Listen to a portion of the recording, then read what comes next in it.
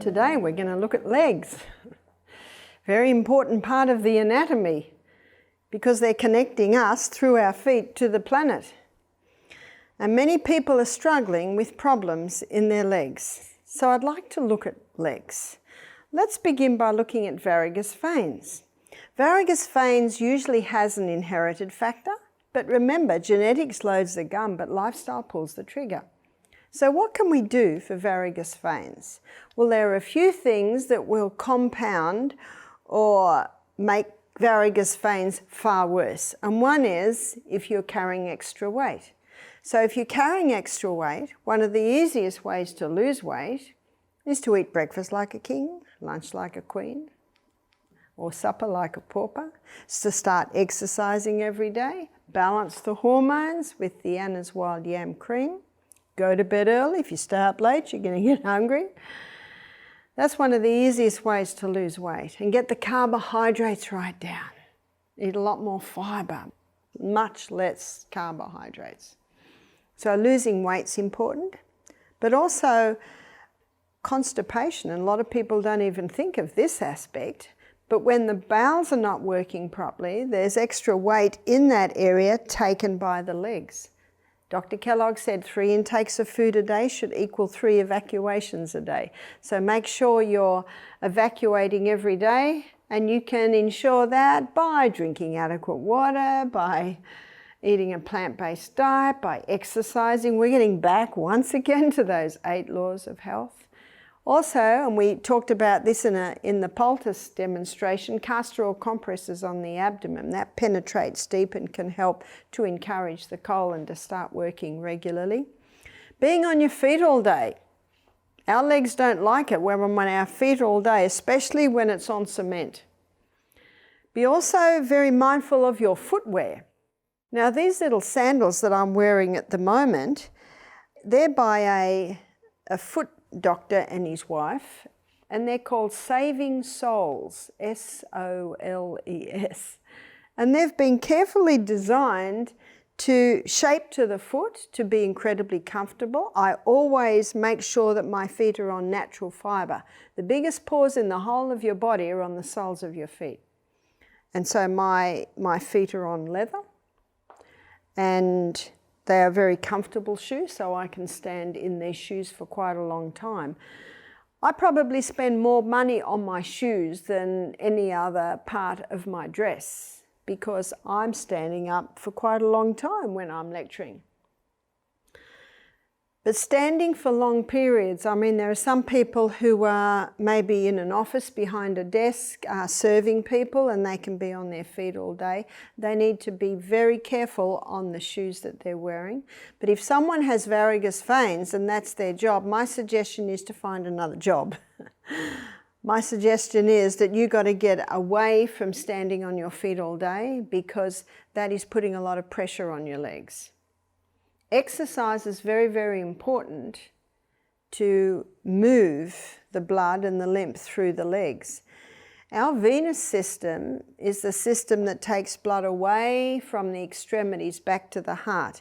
The arterial system takes the blood away from the heart to the extremities. So you don't get varicose arteries, do you? You get varicose veins. So it's the system that goes back up to the heart. And that's a long way away from the heart. And we have a second heart. And that second heart is designed to pump the venous system. And that's our calf muscle. So basically just springing on your toes like this, just that springing action is causing your calf muscles to flex, relax, flex, relax. And that gets the blood back up to the heart. Anyone who's flown knows that they always advise when you're sitting on the plane for long periods of time, you've got to move your feet like this. You've got to move your feet round and round, because when you move your feet like that, you can probably see my calf muscle flexing, relaxing, flexing, relaxing. That's your second heart. That's the muscle that pumps that venous system to come back. So if you do have to spend a few hours on your feet, try and spend a little bit of time doing this. You might even do that for a couple of minutes every half hour to get that second heart pumping away. The best exercise for varicose veins is rebounding. Rebounding is like a little mini trampoline, and if you're not used to rebounding, you just start by just going like this, and of course they're your calf muscles. It's your calf muscles that work very, very hard when you are on that little mini trampoline. And as you get used to it, you can certainly start to jump. That really works your venous system. The other is an exercise bike. With an exercise bike, most of your weight, of course, is on your butt and your legs are moving. And your calf muscle certainly is moving. The other form of exercise is swimming.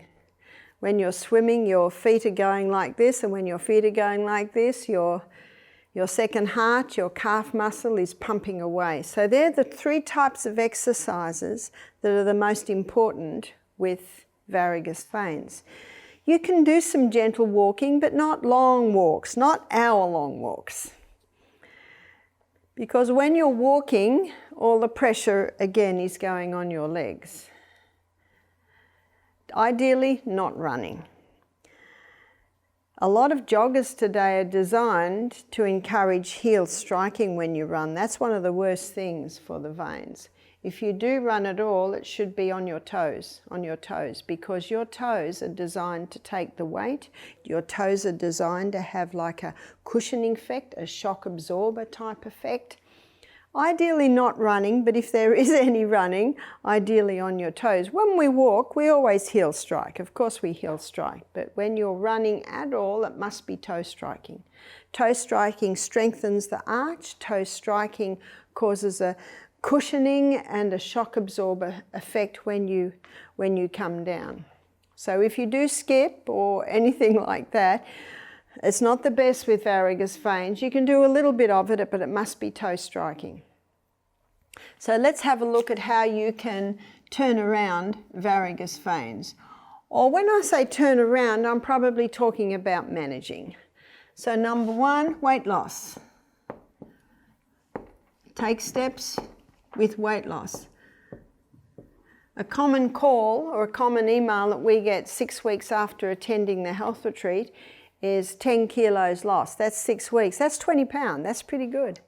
And they say it's like we're not even losing weight. And all they're doing is having main meals, breakfast and lunch. Breakfast and lunch is the main meals. So when you go to bed, you've got an empty stomach. And the other is low carbohydrate. High carbohydrate will give high glucose, and high glucose basically has to be stored as fat. Low carbohydrate, high fibre. Here's your plant foods. Generous proteins, your legumes, your nuts, your seeds. Your legumes are they're probably low to medium carbohydrate, whereas your nuts and seeds are very low carbohydrate. And healthy fats. Remember, it's not fat that makes you fat. It's the high carbohydrate, high sugar diet that's contributing to the weight gain that we're seeing today. So, breakfast and lunch main meals, this is your weight loss. Daily exercise. Ideally the HIIT training. And we've just defined the best HIIT training for someone with varicose veins is your rebounding. Rebounding or swimming. Not everyone can swim, and not everyone has the opportunity to have the water nearby to swim. Exercise bike. Exercise bike or rebounding are probably two most attainable, especially for people that live in apartments. So another thing with legs, you've got to keep well hydrated. Keeping well hydrated keeps the blood nice and thin, and it's just much easier to move through the venous system. Number 4 is cayenne pepper. Why cayenne pepper? What's cayenne pepper got to do with varicose veins? Cayenne pepper taken internally, it not only thins the blood, but it strengthens and gives integrity to the arterial and venous walls, because that's what you want to do. You want to strengthen those venous and arterial walls. This type of exercise will strengthen it because around your blood capillary system, arterial and venous, there's a muscular network. So when you're exercising, you're strengthening that muscular network, you're increasing blood supply. That's why it's vital that you have nourishing food going in, that it's well hydrated, the blood's nice and thin, and that through exercise you're getting nice amounts of oxygen, which also help to strengthen the cells that line the venous system. So how much cayenne pepper? We'll start with 1/4 teaspoon in a little water, maybe 1/3 of a cup of water. And of course what this will also do is it'll boost your digestion, so it'll do quite a few things. So cayenne pepper strengthens and gives integrity to the venous walls from the inside, the whole of the capillary network. Number 5 is lift or elevate. Here we are, elevate the legs. It's a good idea when you're conquering your varicose veins is elevate the legs, even for 15 minutes a day, put them way up. So maybe in the afternoon, sit down, get a good book, or if you might be a knitter, I'm a knitter, and elevate those legs up and get the blood coming more back into other parts of the body. It will take pressure off the legs. So the other is early nights. Your legs need a good 8 hours. So you want these legs elevated for 8 hours a night. 8 hours. There is a herb, and this herb is called witch hazel. And witch hazel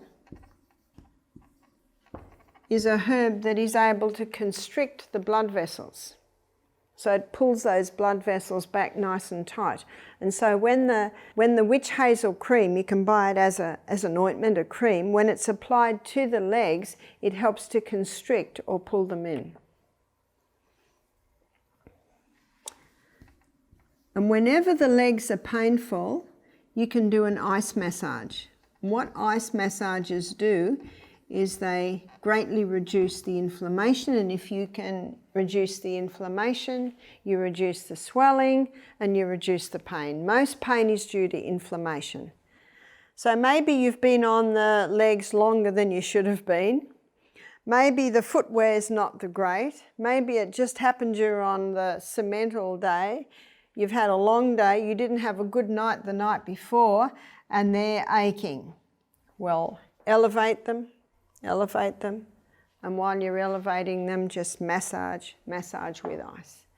A great way to do it is get a paper cup and fill it with water and freeze it.